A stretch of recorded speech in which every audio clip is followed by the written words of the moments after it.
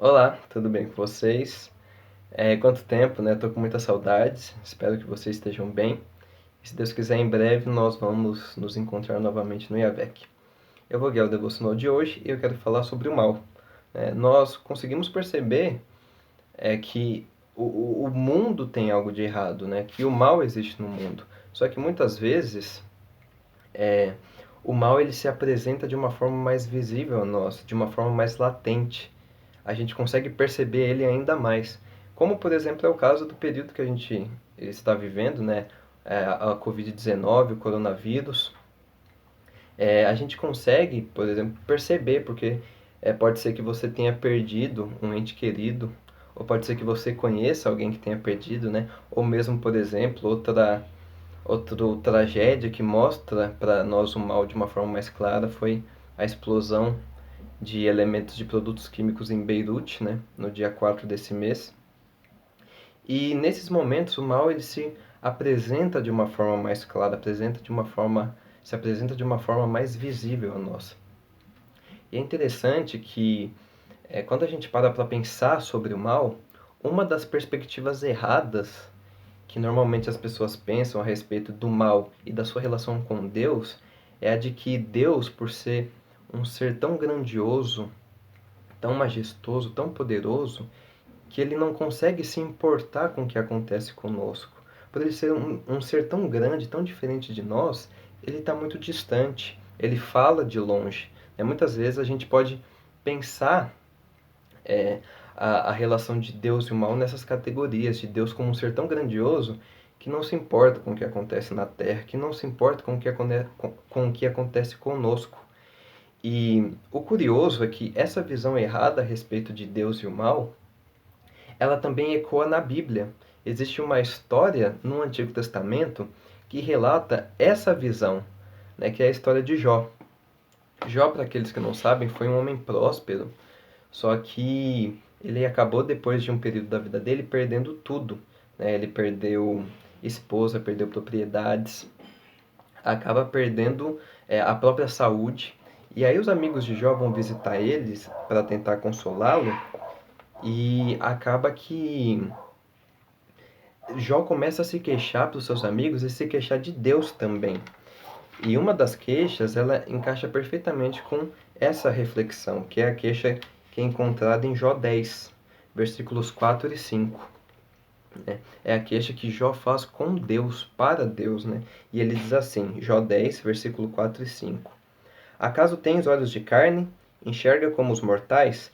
Teus dias são como os de qualquer mortal? Os anos de tua vida são como os de homem? Ou seja, o que Jó está falando aqui? Jó está falando para Deus, olhando para Deus e falando: Deus, você tem olhos como os meus? Você consegue enxergar como eu enxergo? Os seus dias, você tem anos como os meus? Você consegue sentir o que eu sinto?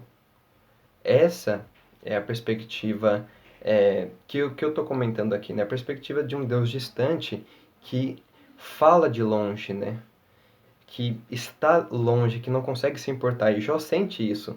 Jó pergunta para Deus: Você sente como eu? Ou seja, o que ele fala: Você tem olhos como os meus? Você consegue ver como eu vejo? Ver da forma que eu vejo? E é interessante que Deus ele responde Jó.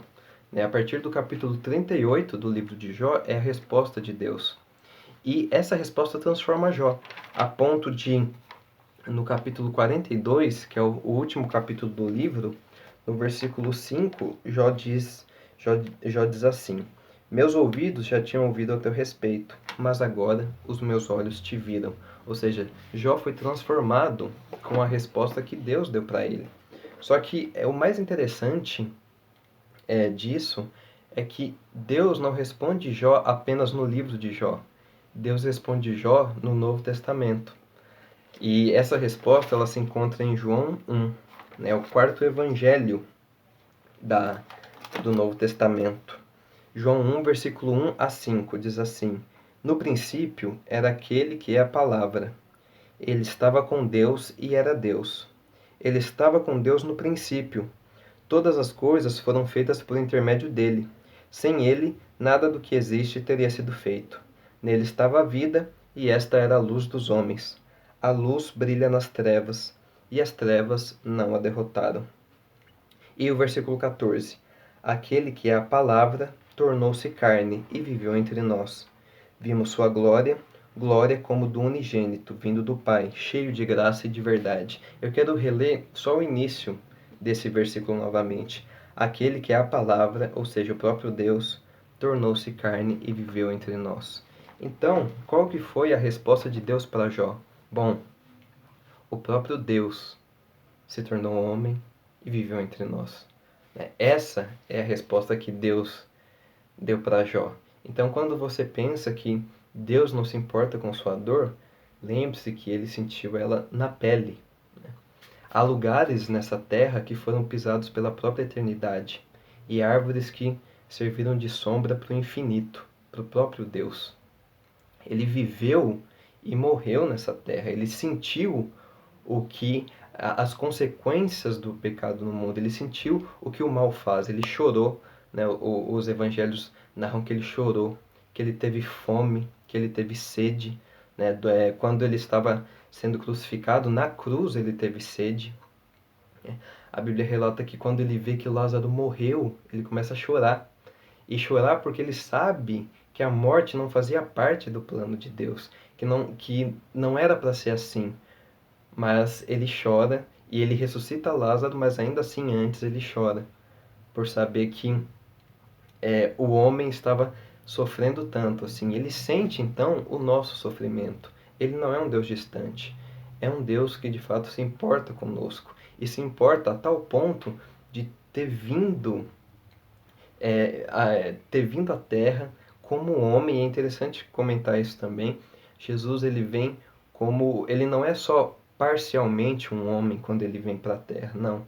Ele é completamente um homem. Ele é completamente um homem, mas diferente de todos os outros homens, ele nunca pecou. E é exatamente por nunca ter pecado que ele pode nos salvar, né? Que ele, ao dar a sua vida, aniquila a nossa condenação, paga a nossa condenação com sua vida santa e perfeita. Então, Deus não é um Deus distante, ele se importa conosco, se importa a ponto de ter vindo morrer como um homem no nosso lugar. Ele não fala como um acadêmico da sua sala, do seu escritório de estudo, não, ele fala como um combatente, alguém que viveu, alguém que tem cicatrizes e que tem até hoje. Jesus tem as cicatrizes do que ele passou aqui, da crucificação até hoje.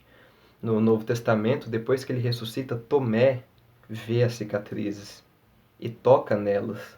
Elas são reais e elas mostram que esse Deus não é um Deus distante, certo? E para finalizar, eu queria ler um trecho de um livro que eu gosto muito. O livro chama Notas da Xícara Maluca. É do Nathan David Wilson, meu xará. Tá aqui o livro. É um livro muito interessante. Recomendo a todos a leitura. Eu queria ler um trecho dele aqui para vocês. A sombra existe na pintura, os cantos sombrios do choro, da provação e da maldade. Todos existem para que ele pudesse entrar neles, para que pudéssemos ver o quanto ele consegue se inclinar para baixo. Nesta história, o autor tornou-se carne e entrou no palco com Hamlet, oferecendo a própria vida. Nesta história, o autor carregou tudo que desprezava, tudo que lhe desagradava, tudo que há de errado no mundo sobre si. O mal existe para que ele pudesse ser humilhado e insultado, para que a profundidade de seu amor e sacrifício pudessem ser expressada o máximo possível na pequena moldura da história. Ele esteve diante das formigas, escutou as disputas dos sacerdotes e permitiu-se ser levado ao centro do formigueiro. A água no mundo, que uma vez voou da boca dos guardas e manchou o rosto da própria palavra.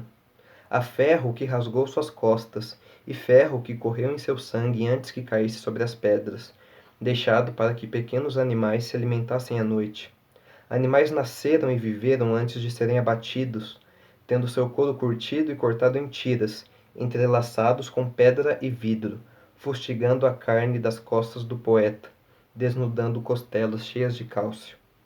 Ainda há proteínas em algum lugar do mundo usadas nos fios de sua barba antes de os soldados os agarrarem, ignorantes de quão perto seus dedos chegaram do infinito e os arrancarem à força.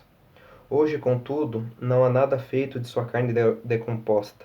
A semente germinou há muito tempo, o primogênito, nascido do ventre da morte no primeiro dia verdadeiro de primavera. Nós poderíamos dizer que ele não se importa com nossa dor.